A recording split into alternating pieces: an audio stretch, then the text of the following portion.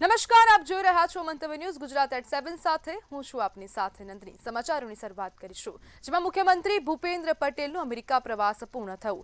23 ઓગસ્ટના સીએમ કેનેડાના ટોરેન્ટો ખાતે પહોંચશે। કેનેડા ગુજરાતના સંબંધો બનાવવા રાઉન્ડ ટેબલ બેઠક કરશે। 23 ઓગસ્ટના સીએમ કેનેડાના ટોરેન્ટો ખાતે પહોંચશે। કેનેડા અને ગુજરાતના સંબંધો બનાવવા રાઉન્ડ ટેબલ બેઠક કરશે।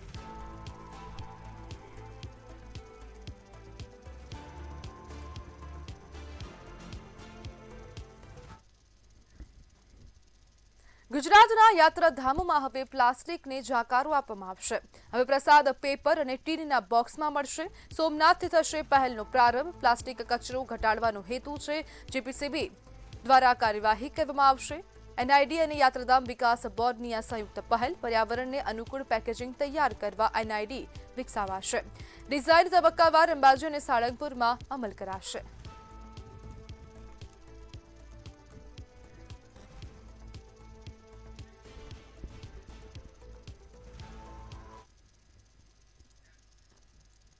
શામળાજીના શામળપુરમાં પતિએ પત્નીની હત્યા કરી। ઘરકંકાસમાં ઉશ્કેરાયેલા પતિએ માથામાં કુહાડી ઝીંકી। ગંભીર ઇજા પહોંચતા પત્નીનું ઘટના સ્થળે જ મોત થયું। પુત્ર અને લોકો દોડી આવતા હત્યારો પતિ ફરાર। મૃતકના પુત્રએ પોતાના પિતા વિરુદ્ધ ફરિયાદ નોંધાવી। પોલીસે ગણતરીના કલાકોમાં આરોપીને ઝડપી પાડ્યો।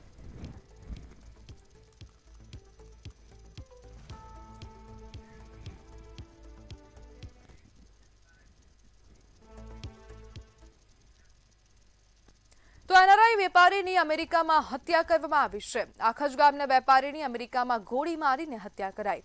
30 વર્ષની પરિવાર સાથે અમેરિકામાં સ્થાયી હતા। ટેનેસીમાં એક સપ્તાહ પહેલા નવો સ્ટોર શરૂ કર્યો। લૂંટના ઈરાદે માસ્કધારી શખ્સે હુમલો કર્યો। 19 વર્ષની દીકરીની નજર સામે ફાયરિંગ થયું। સુરેશ પટેલનું ઘટના સ્થળે જ મોત થયું। વેપારીના મોતથી આખજ ગામમાં શોકનું મોજું।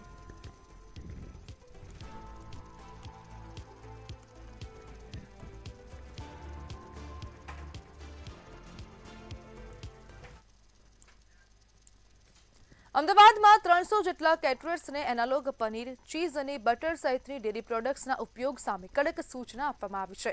કેટરર્સ એસોસિએશનની બેઠકમાં ગુણવત્તાયુક્ત અને પ્રમાણભૂત સામગ્રીના ઉપયોગ અંગે નિર્ણય લેવામાં આવ્યો। અસલી દૂધની બનાવટોનો ઉપયોગ કરવાથી કેટરિંગના ભાવમાં પ્રતિ ડીશ 50 થી 200 સુધીનો વધારો થવાની શક્યતા છે। સાથે જ નકલી માવાના ઉપયોગ સામે પણ કાર્યવાહી કરવાની સૂચના આપવામાં આવી।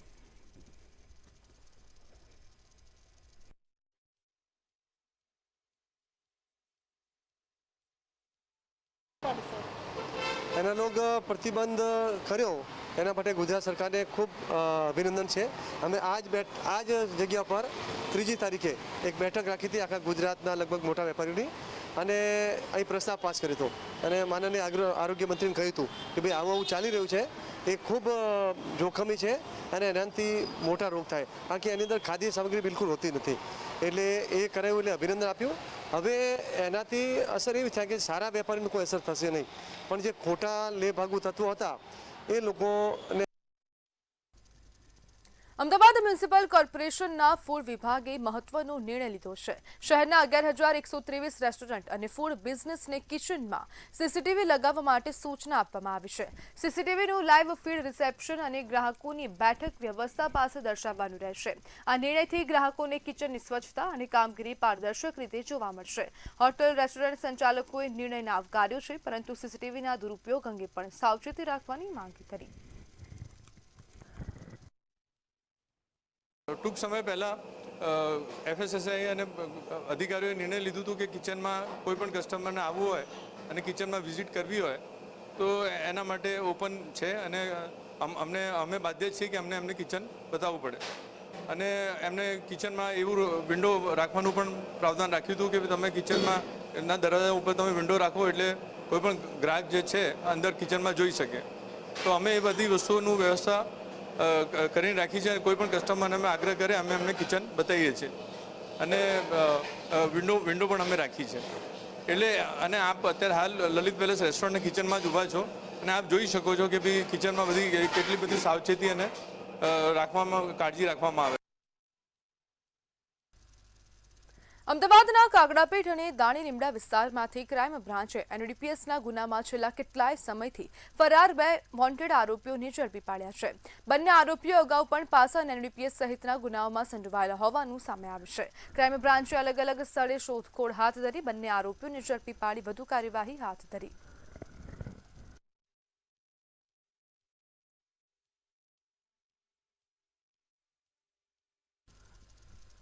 એનાલોગ પનીરની સામે કાર્યવાહી બાદ અમદાવાદમાં હવે લારી ફૂડની ગુણવત્તા સુધારવા ઝુંબેશ શરૂ થશે. કેટરર્સ એસોસિએશન લારી સંચાલકો સાથે બેઠક કરી ચટણી, પાણીપુરી, સેવ અને અન્ય ખાદ્ય સામગ્રીની ગુણવત્તા તથા સ્વચ્છતા જાળવવા સમજાવશે. સસ્તી અને હલકી ગુણવત્તાની સામગ્રીના બદલે ગુણવત્તાયુક્ત સોસ અને ખાદ્ય પદાર્થોના ઉપયોગ માટે માર્ગદર્શન આપવામાં આવશે. ગ્રાહકોના આરોગ્ય સાથે બાંધછોડ ન થાય તે માટે વિવિધ વિસ્તારોમાં સંવાદ યોજાશે. આઈસ્ક્રીમ નામે ફ્રોઝન ડેઝર્ટ વેચાય છે, જે સતંતર ખોટું છે. એ એનોલોગ કરતાં પણ ખરાબ છે ફ્રોઝન ડેઝર્ટ. એવી રીતે બેકર્સની અંદર જે ક્રીમ વપરાય ફ્રેશ ક્રીમના નામે, એ પણ એકદમ બોગસ છે. એમાં ક્રીમ અંશ માત્ર દૂધ હોતું નથી. એવી રીતે સોસના નામે ચટણીઓ, જે વેજીટેબલ ચટણી એટલે કોળો હોય છે, એમાં પણ કોઈ જાતના કેચઅપ કે સોસ હોતું નથી, પણ એની વ્યાખ્યાઓ બદલી નાખે છે. એવી રીતે માવો છે, હવે માવાના નામે પામોલીન તેલ ને સોજીની શીરો પીરસવામાં આવે છે. દેખાવમાં એકદમ સરસ હોય, ખૂબ ખરાબ છે. એક મધ્યપ્રદેશનો અનાજ છે જે પ્રતિબંધિત છે, એના ફરસાણ બનાવતા પણ લોકો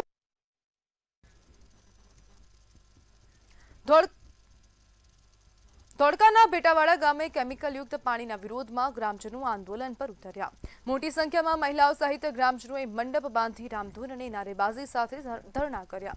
નગરપાલિકા અને ઔદ્યોગિક એકમોમાંથી ગંદુ તથા કેમિકલયુક્ત પાણી છોડાતું હોવાનો આક્ષેપ કરવામાં આવ્યો છે. ગ્રામજનોના દાવા મુજબ પાણીથી ખેતી, જમીન અને આરોગ્યને નુકસાન થઈ રહ્યું છે. સમસ્યાના કાયમી ઉકેલની માંગ કરવામાં આવી. જ્યાં સુધી પાણી છોડવાનું બંધ નહીં થાય ત્યાં સુધી આંદોલન ચાલુ રાખવાની ચીમકી ઉચ્ચારવામાં આવી.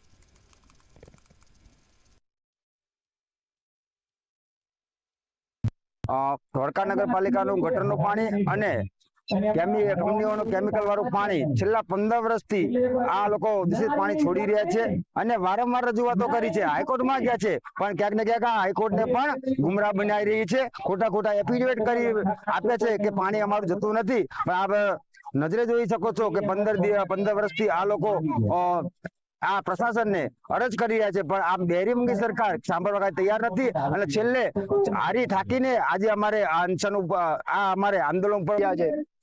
આ ગામમાં જાણવા મળ્યું છે કે અગાઉ 21 થી વધુ લોકોના મૃત્યુ થઈ ચૂક્યા છે, પરંતુ તંત્રની આ ઘોર બેદરકારી છે અને તંત્ર જાણે કુંભકર્ણની નીંદ ઊંઘી રહ્યું છે. 21 લોકો મરી ગયા, તે છતાં પણ આજ દિન સુધી આ જે કેમિકલ યુક્ત પાણી આવે છે તેનું કોઈ પણ નિકાલ કરવામાં નથી આવ્યું. અને આ સરકાર કહે છે કે ડબલ એન્જિનની સરકાર છે, પરંતુ હું કહું છું સાહેબ કે કેન્દ્રમાં, રાજ્યમાં અને ધોળકામાં અહીંયા પણ આપની સરકાર છે, એટલે આ ડબલ એન્જિન નહીં, ટ્રિપલ એન્જિનની સરકાર છે અને તમારા 3 એન્જિન ફેલ થઈ ચૂક્યા છે. જે બેટાવાડા ગામજનોએ થઈ અને આ કેમિકલ યુક્ત પાણીનો જે આંદોલન કરેલ છે, જે હું નેસડા ગામ તરફથી એટલું કહેવા માંગીશ કે નેસડા બેટાવાડા ગામની તમામ આ વેણમાં આવતા તમામ ગુલાબ મોગરા નિષ્ફળ ગયેલા છે. અને અમારા નેસડા ગામ વતી હું એટલું કહેવા માંગીશ કે ગવર્મેન્ટના, મહાનગરપાલિકાના સાહેબો ઘણી બધી વાર મામલતદારથી લઈ અને બધા તમામ ઉપરી અધિકારી અમારા ગામની વિઝિટ કરેલ છે.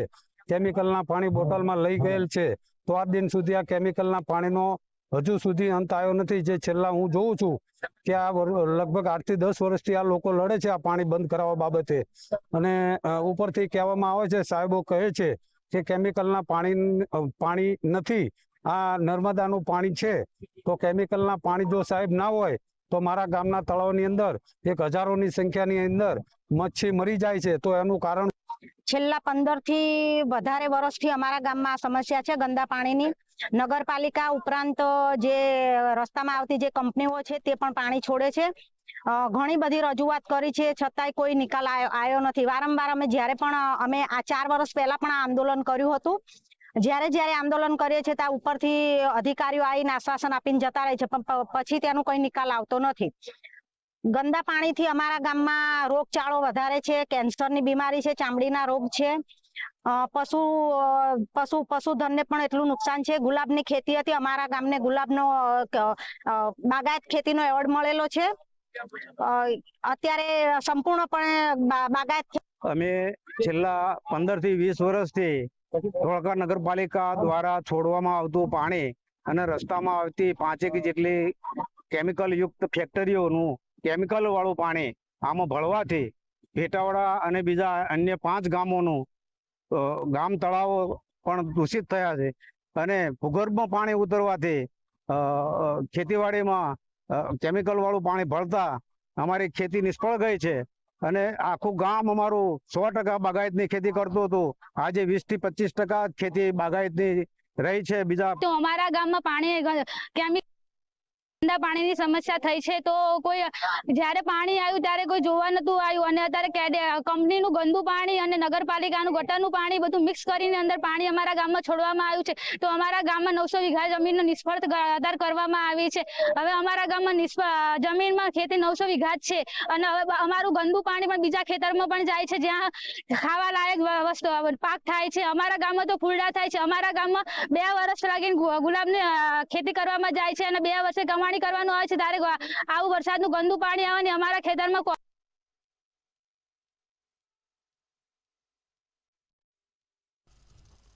ભારતીય ડાક સાંભળતા જ લોકોને સરકારી દસ્તાવેજ યાદ આવે, પરંતુ આજે એ સેવા માત્ર સરકારી કાગળો પૂરતી સીમિત નથી.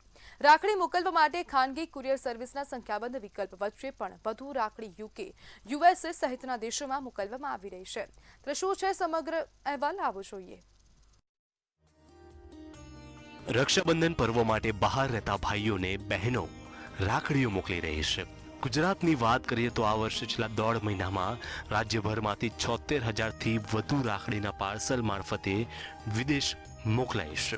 અગાઉ ઓર્ડિનરી પાર્સલ મારફતે રાખડી વિદેશ મોકલી શકાતી હતી, જ્યારે હવે ITPS અને સ્પીડ પોસ્ટ મારફતે જ વિદેશમાં રાખડી મોકલી શકાય છે. રક્ષાબંધન પર્વ માટે બહાર રહેતા ભાઈઓને બહેનો રાખડીઓ મોકલી રહી છે. ભારતીય પોસ્ટે પોતાની વિશ્વસનીયતાથી લોકોને આ સેવાનો ઉપયોગ કરવા બાંધી રાખ્યા છે. ત્યારે માત્ર દેશભરમાં જ નહીં, પરંતુ 7 સમંદર પાર વિદેશમાં બેઠેલા સ્વજનો સુધી સ્નેહનું પ્રતીક એવી રાખડી મોકલવા માટે ભારતીય ડાક સેવા લોકોની પહેલી પસંદ બની છે. આ વર્ષથી રાખડી માત્ર ઇન્ટરનેશનલ ટ્રેક પેકેટ સર્વિસ અને સ્પીડ પોસ્ટ મારફતે જ મોકલી શકાય છે. આવા 50 ગ્રામથી 1 કિલો સુધીના પાર્સલનો સરેરાશ લેવામાં આવે છે. જોકે આ વર્ષે રક્ષાબંધનનો તહેવાર પૂરો થશે ત્યાં સુધીમાં રાખડી પાર્સલનો આંકડો 90,000ને પાર પહોંચી જશે તેવું પોસ્ટ વિભાગનું છે. રક્ષાબંધનનો તહેવારને હવે જૂજ દિવસો બાકી રહ્યા છે. સામાન્ય રીતે વિદેશમાં વસતા ભાઈઓ સુધી રાખડી પહોંચાડવા માટે 10 થી 12 દિવસનો સમય લાગે છે, જેથી 1.5-2 મહિના અગાઉથી જ પોસ્ટ મારફતે આ સેવા શરૂ કરી દેવામાં આવે છે. બ્યુરો રિપોર્ટ, મંતવ્ય ન્યૂઝ.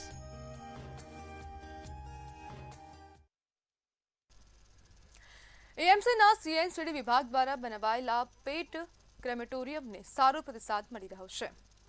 8 મહિનામાં અત્યાર સુધી 369 પાળતુ પ્રાણીઓની અંતિમ વિધિ કરવામાં આવી છે, જેમાં શહેર બહારથી 18 પેટના માલિકો આવ્યા હતા, જ્યારે રાજ્ય બહારથી પણ એક માલિક પોતાના પેટની અંતિમ વિધિ માટે અમદાવાદ પહોંચ્યા હતા. અંતિમ વિધિ બાદ પ્રાણીઓની અસ્થિ પણ માલિકોને સોંપવામાં આવે છે. જ્યારે પણ પેટ પેરેન્ટ્સના વહાલ સોયા એવા પરિવારના સભ્યનું અવસાન થાય છે, ત્યારે પેટ ક્રેમેશનની સગવડ પણ ₹30 લાખના ખર્ચે CNG ગેસ ફાયર્ડ ક્રેમેટોરિયમ કાર્યરત કરવામાં આવેલું છે. જાન્યુઆરી 2026થી કાર્યરત થયેલ આ પેટ ક્રેમેટોરિયમમાં અત્યાર સુધીમાં 379 જેટલા ડોગ અને કેટનું ક્રેમેશન થયેલું છે, જેમાંથી શહેરના 360 છે. વડોદરાની SSG હોસ્પિટલમાં દર્દીઓની વધતી ભીડને નિયંત્રિત કરવા OPDમાં મેન્યુઅલ ટોકન સિસ્ટમ શરૂ કરવામાં આવી છે. હવે દર્દીઓને રજીસ્ટ્રેશન બાદ ટોકન નંબર આપવામાં આવશે અને નંબર મુજબ તબીબી તપાસ માટે બોલાવવામાં આવશે. નવી વ્યવસ્થાથી લાંબી કતારો, ધક્કા મૂકી અને OPDમાં થતી ભીડ ઘટાડવામાં મદદ મળશે.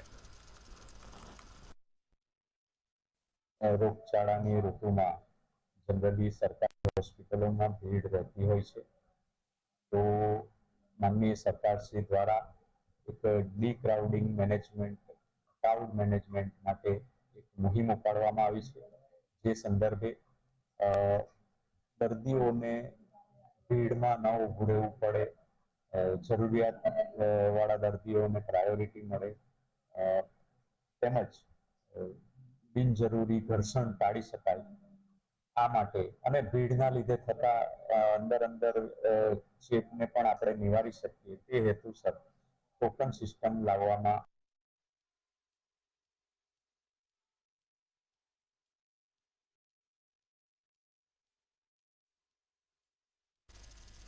તહેવારોની સિઝનમાં ખાંડના ભાવ વધતા સામાન્ય અને મધ્યમ વર્ગીય પરિવારનું બજેટ ખોરવાઈ ગયું છે.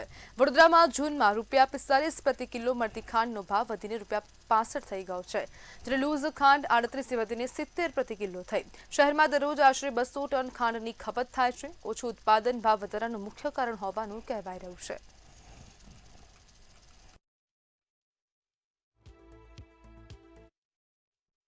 ભાવ તો મધ્યમ વર્ગના બધાને બહુ તકલીફ પડે છે.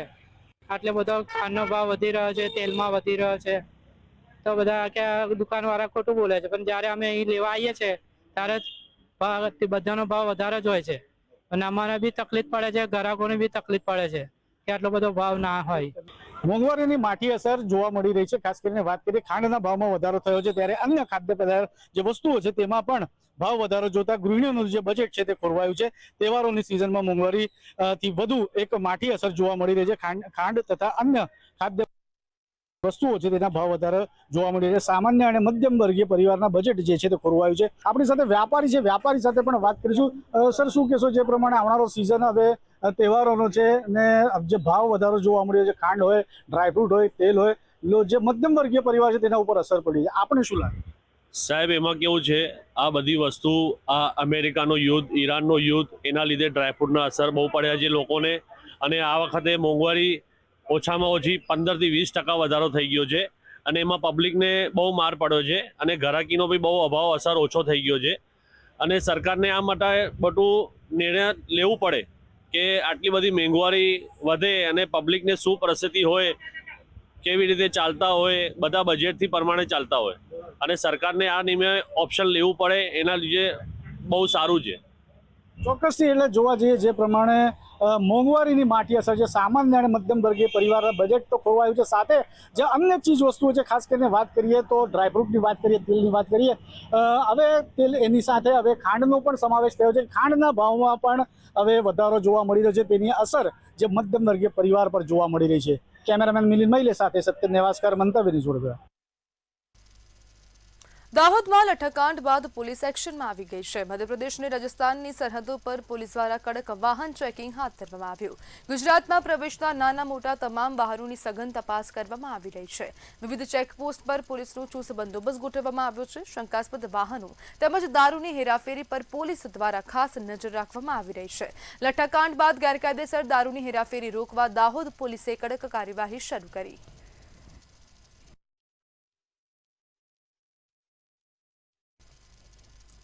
ભાવનગર લઠ્ઠાકાંડ બાદ બનાસકાંઠા પોલીસ એક્શનમાં આવી ગઈ છે.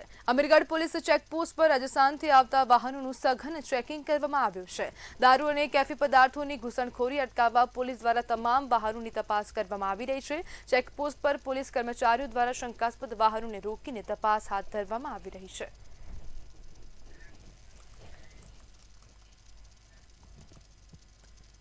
બનાસકાંઠાના ધાનેરામાં વાહન ચેકિંગ દરમિયાન પોલીસે ચોરીના બાઇકની સાથે 22 વર્ષીય કિશોર લુહારને ઝડપી પાડ્યો છે. વાસણા ચેકપોસ્ટ ખાતે આગળ પાછળ નંબર પ્લેટ વગરનું બાઇક મળી આવતા પોલીસે ચાલકની કડક પૂછપરછ કરી હતી. તપાસ દરમિયાન બાઇક મહારાષ્ટ્રના કાશ્મીરા પોલીસ મથકમાં નોંધાયેલા ચોરીના ગુનામાંથી ચોરાયેલું હોવાનું સામે આવ્યું. પોલીસે આરોપીની ધરપકડ કરી બાઇક કબજે લઈને વધુ તપાસ હાથ ધરી.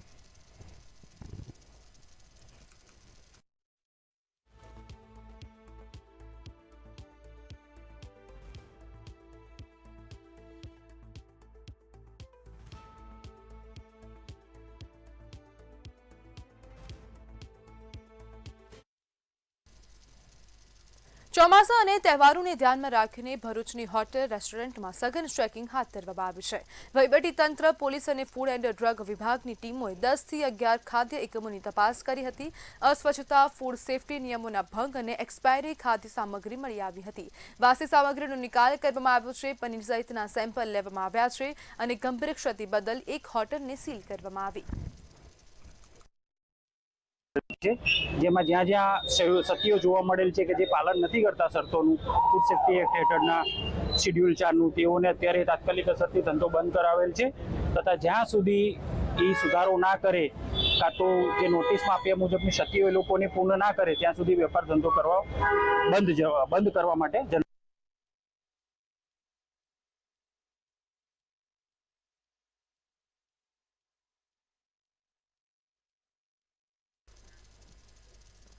ભરૂચના હાંસોટમાં પંડવાઈ સુગર ફેક્ટરીની ચૂંટણીને લઈને રાજકીય ગરમાવો જોવા મળી રહ્યો છે. રાજ્યના જળસંપત્તિ મંત્રી ઈશ્વરસિંહ પટેલે સહકાર પેનલના 16 સભ્યો સાથે પ્રાંત અધિકારીની કચેરીએ ઉમેદવારી પત્રો ભર્યા હતા. ઉમેદવારી દરમિયાન વિશાળ રેલી કાઢીને ઢોલ નગર અને નાદની સાથે શક્તિ પ્રદર્શન કરવામાં આવ્યું. ધારાસભ્ય રમેશ મિસ્ત્રી, અરુણસિંહ રણા અને સહકારી આગેવાન રાજુ પાઠક સહિતના નેતાઓ ઉપસ્થિત રહ્યા હતા. મંત્રી ઈશ્વરસિંહ પટેલે સહકાર પેનલની જંગી જીતનો દાવો કર્યો. 5 સપ્ટેમ્બરે 15 બેઠકો માટે ચૂંટણી યોજાશે. ઇલેક્શનની અંદર આજે અહીંયા અમારી સહકાર પેનલે 15 ઉત્પાદક, એક બિન ઉત્પાદક, આમ 16 જેટલા ફોર્મ ભરીને આજે હજારોની સંખ્યામાં કાર્યકર્તાઓની સાથે આજે અહીંયા ફોર્મ ભરવામાં આવે ત્યારે જે રીતે 1998 થી આ સુગર ફેક્ટરીના વહીવટદાર તરીકે મને મૂકવામાં આવ્યો હતો. એ વખતે પૂરતા પ્રમાણમાં શેરડીમાં મળતી નહોતી.